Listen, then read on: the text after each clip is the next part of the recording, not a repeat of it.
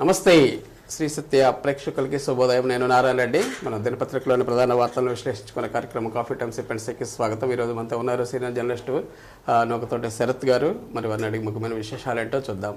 నమస్కారం శరత్ గారు. Good morning. Very good morning and welcome to coffee time. ఒకసారి headlines చూద్దాం, తర్వాత మన ప్రకాశం డిస్ట్రిక్ట్ న్యూస్కి వెళ్దాం.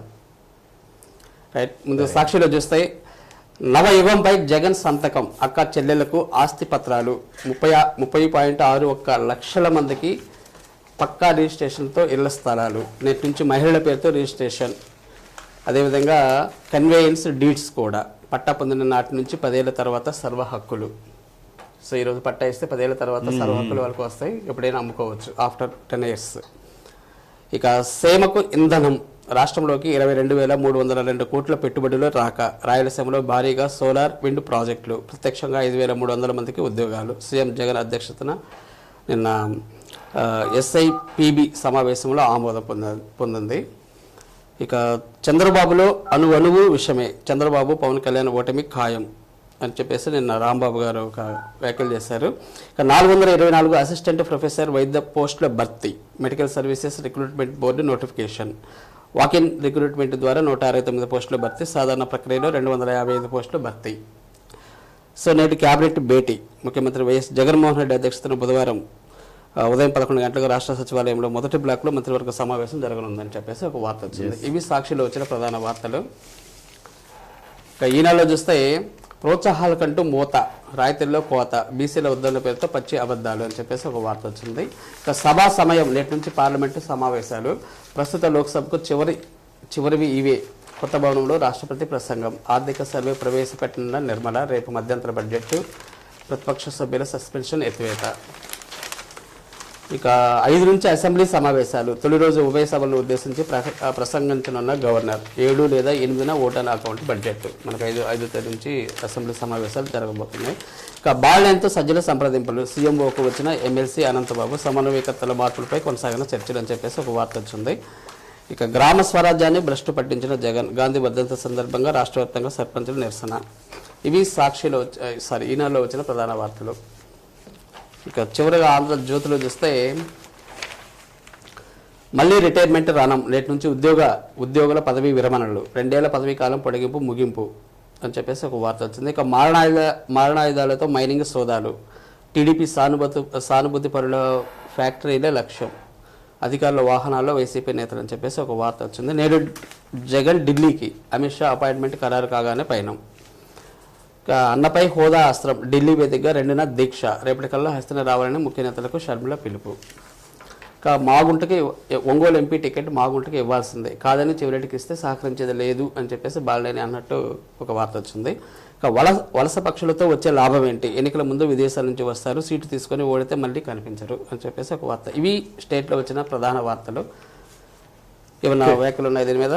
వలస పక్షులతో వచ్చే లాభం ఏంటి వార్త మనం చూసాం.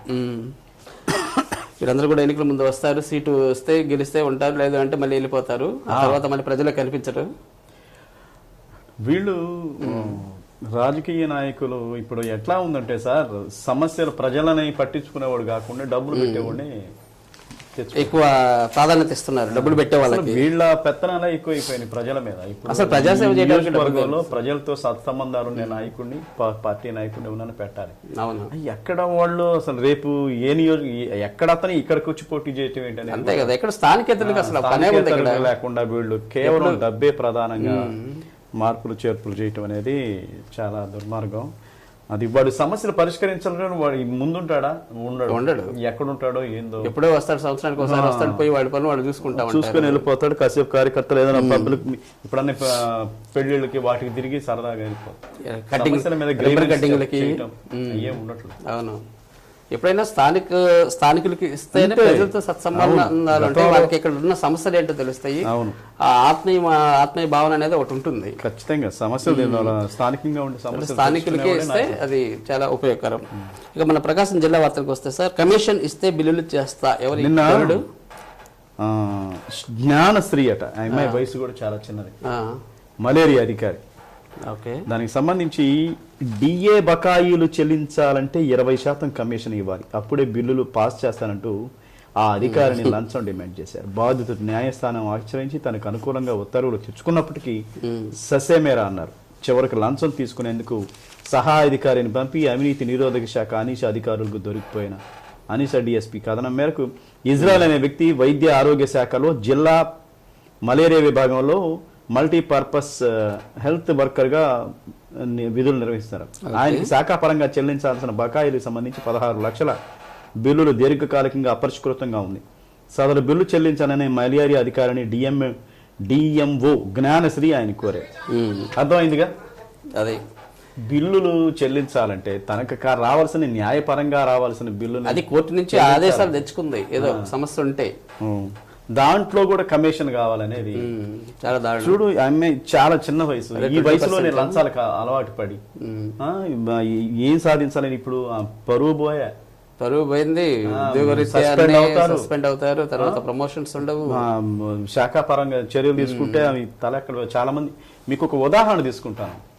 హైదరాబాద్ లోనే భార్య భర్తల ఉద్యోగులు లంచం కేసులో భర్త అరెస్ట్ అయ్యాడు. భర్త అరెస్ట్ అయ్యి ఇక తట్టుకోలేక మానసిక వేదంతో పైనుంచి కింద చచ్చిపోయాడు. భార్య ఆ మనోవేదంతో ఆమె కూడా చనిపోయింది. అంటే చూడండి, హ్యాపీగా సాగుతున్నటువంటి కుటుంబాల్లో ఈ లంచం అనే మహమ్మారి, లంచం అనేది మానసిక రోగం. అంతే సార్, అది ఏదైనా వచ్చే లంచం అనేది. చాలా మంది ఇప్పుడు అవినీతి రహిత సమాజం అంటారు, చాలా దుర్మార్గమైన పదం నన్ను అడిగితే.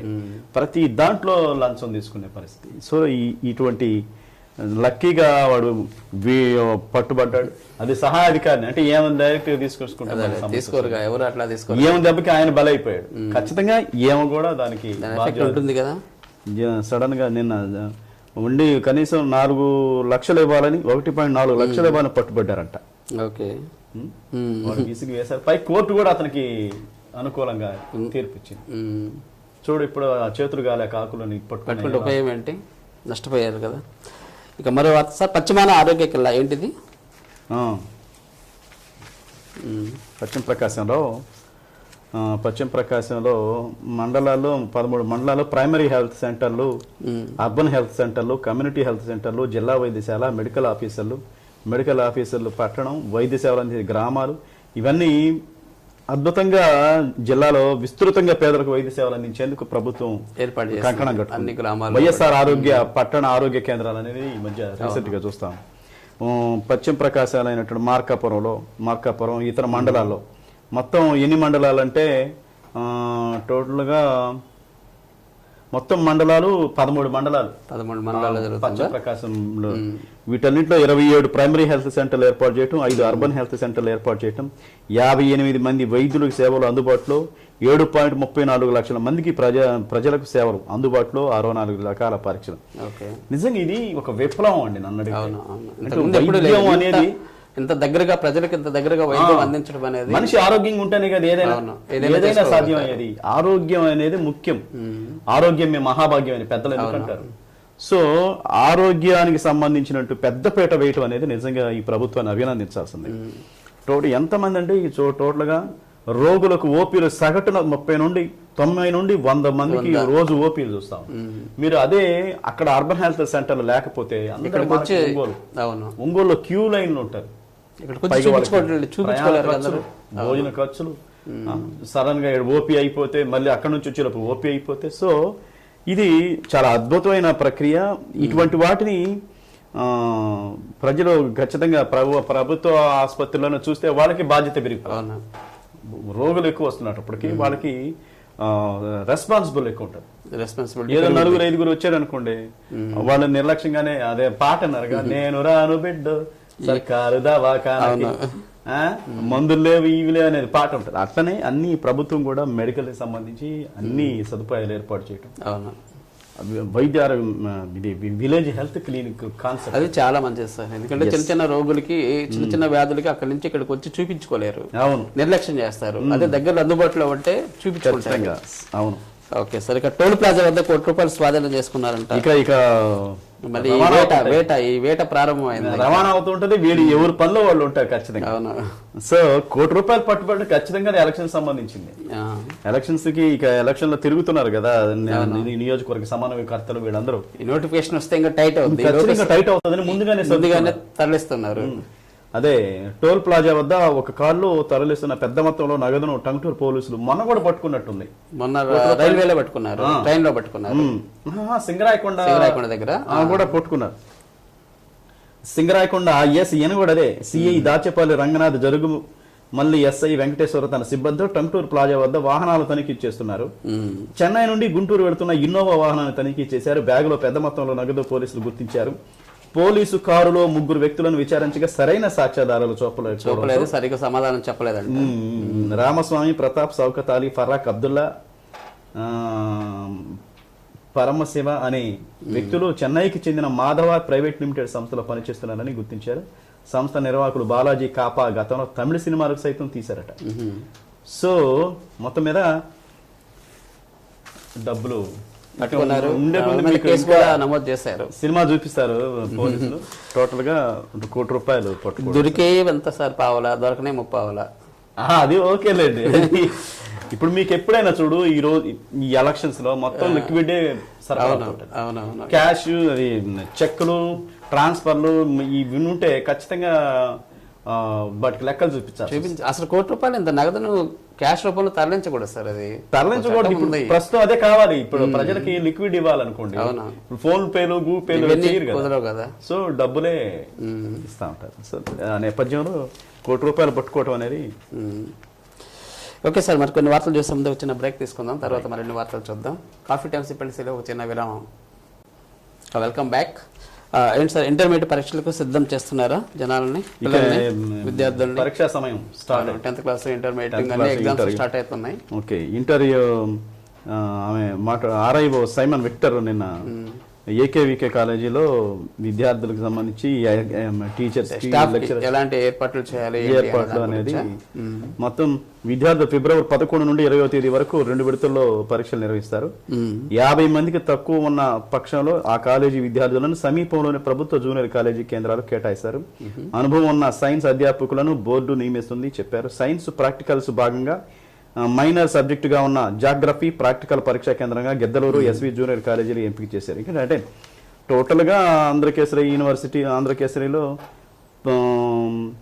2 ఉదయం నుండి 10 గంటల వరకు 3 పర్యావరణ విద్యా పరీక్షలు నిర్వహించాలన్నారు.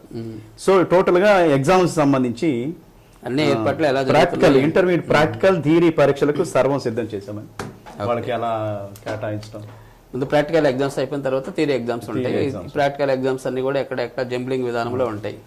ఓకే, అవును. 9 గంటల నుండి ఏది జనరల్ విద్యార్థులకు ఇంటర్ మొదటి ద్వితీయ సంవత్సరం థియరీ వొకేషనల్, జనరల్ విద్యార్థులకు ఉదయం 9 నుండి మధ్యాహ్నం 12 వరకు ఎగ్జామ్స్ జరుగుతాయి. మొత్తం 69 కాలేజీలను పరీక్షా కేంద్రాలుగా ఎంపిక చేశారు. Okay, right. సో ఎలాగైనా పర్ఫెక్ట్ గా జరగాలని కోరుకుందాం సార్. ఎటువంటి మాస్ కాపీయింగ్ ఇలాంటి ఏం లేకుండా, ఎలాంటి మాస్ కాపీయింగ్ ఇలాంటి ఏం లేకుండా జరగాలి. వాటిలో కష్టం అండి. అవును, ప్రాక్టికల్స్ లో సీసీ కెమెరాలు అన్ని కూడా ఇన్స్టాల్ చేస్తారు, చెయ్యాలన్నా కూడా కష్టం. ఇక సాధనతోనే విజయం, ఎవరు చెప్పారు ఇది? నిన్న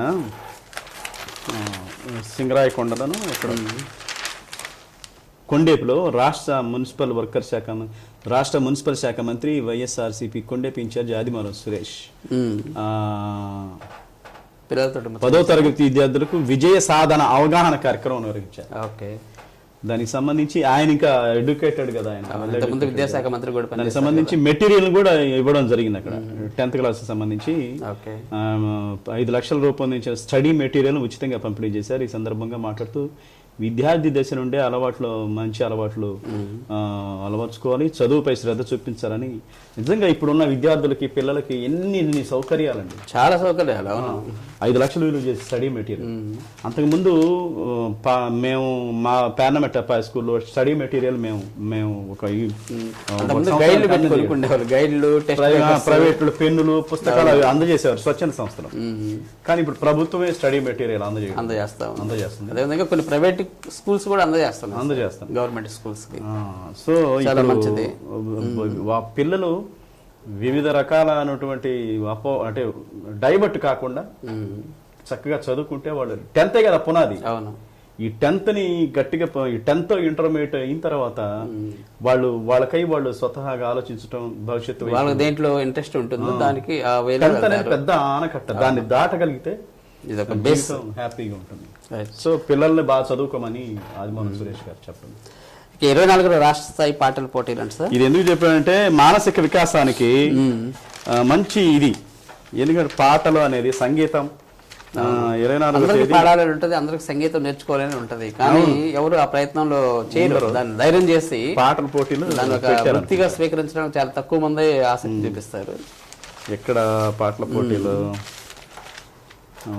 ఎక్కడ పెట్టారండి, ఒంగోలులో నేను అనుకుంటా 24వ తేదీ పాటల పోటీలో పాల్గొనాలని ప్రకటన కూడా. అంటే ఈ ఆటోమేటిక్ ఆల్రెడీ జిల్లా స్థాయి పాటల పోటీలు అయిపోయినాయి, రాష్ట్ర స్థాయి పాటల పోటీలు.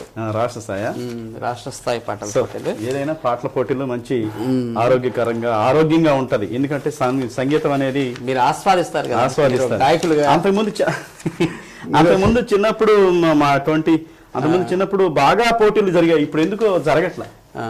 దాని మీద అంత అంతకుముందు టీ కృష్ణ వర్ధంతికి వాటికి బాగా జరిగాయి పాటల పోటీలు. కానీ ఈ మధ్య తక్కువ. ఎక్కడంటే జరుగుతుంది సరిగమప స్వరాల పేరుతో ఫిబ్రవరి 24న రాష్ట్ర స్థాయి పోటీలు నిర్వహిస్తున్నట్లు నిర్వాహకులు గాయకుడు మర్రి కృష్ణారెడ్డి ఒక ప్రకటన తెలియదు. గాయకులకు అల్పాహారం భోజన వసతి కూడా ఇది కొత్తగా ఉంది, అంతకుముందు భోజన వసతి కూడా ఉండేది కాదు, కల్పిస్తున్నట్టు తెలిపారు. సిబిఎన్ రీడింగ్ రూమ్ లో ఉదయం 8 గంటల నుండి రాత్రి 8 గంటల వరకు పోటీలు జరుగుతాయి. 10,000, 8,000, 5,000, 3,000 బహుమతులు ఇవ్వనున్నట్లు తెలిపారు. గ్రేట్. ఏంటంటే రాష్ట్ర స్థాయి పోటీలకి బాగా వస్తారు. ఎంట్రీ ఫీజు ఎంత ఉంటుందో మనకు తెలియదు. ఓకే. నిరుపేద విద్యార్థికి సహాయం అంటే సార్ నిన్న దాంట్లో వీళ్ళు ఉన్నారు కదా, ఎవరు చేశారు ఈ ఫౌండేషన్, దీని పేరు ఏం పేరు ఫౌండేషన్, దోస్తీ ఫౌండేషన్ షేక్ మహబూబ్ వాళ్ళ ఆధ్వర్యంలో పట్టణంలో సత్యనారాయణపురానికి చెందిన నిరుపేద విద్యార్థిని షేక్ ఫిజా బేగం కాలేజీ ఫీజు కోసం 10,000 రూపాయలు తల్లి జరీనా బేగంకు అందజేశారు. నిరుపేద విద్యార్థులకు సాయం అందించేందుకు దాతల ముందుకు రావాలని నగరాభివృద్ధి కమిటీ మారెళ్ల సుబ్బారావు తెలియజేయడం జరిగింది. ఏదైనా చాలా ఫౌండేషన్స్ ఉన్నాయి సార్ ఇలా విద్యార్థులకు ఉన్నాయండి. ఇక్కడ సూర్యశ్రీ దివ్యాంగుల చారిటబుల్ ట్రస్ట్ ఒకటి, శివం ఫౌండేషన్ ఒకటి, దోస్తి ఫౌండేషన్ ఒకటి, ఇంకా ఆడపా కొన్ని ఫౌండేషన్లు ఉన్నాయి. సో వాళ్ళ సేవా కార్యక్రమాలు విస్తృతంగా చేస్తాం. ఒంగోలు ఈ 3 బాగా విస్తృతంగా చేస్తాం. అటువంటి వాటిని ప్రభుత్వం కూడా గుర్తించి ప్రోత్సాహం అందించాలి. వాళ్ళని ప్రత్యేకంగా పిలిపించి సన్మానం చేసి సత్కారం అభినందిస్తే వాళ్ళకి ఇంకా బాగుంటుంది. సో ఒక మంచి కార్యక్రమానికి దోస్తి ఫౌండేషన్ వాళ్ళు శ్రీకారం చుట్టింది. మనం కూడా వాళ్ళకి అభినందన తెలియదు. తప్పకుండా. ఓకే, థ్యాంక్ యూ శరత్ గారు. కొన్ని ముఖ్యమైన అంశాల మీద మనం చర్చించాము. Thank you very much. Right. మరి ఇదండి ఈనాటి కాఫీ టైమ్స్ ఇప్పటి కార్యక్రమం. తిరిగి రేపు ఉదయం 8:30 ఇదే కార్యక్రమంలో మరిన్ని తాజా వార్తలతో మీ ముందుంటాం. అంతవరకు చూస్తూ ఉండండి శ్రీ సత్య నెట్వర్క్. నమస్కారం.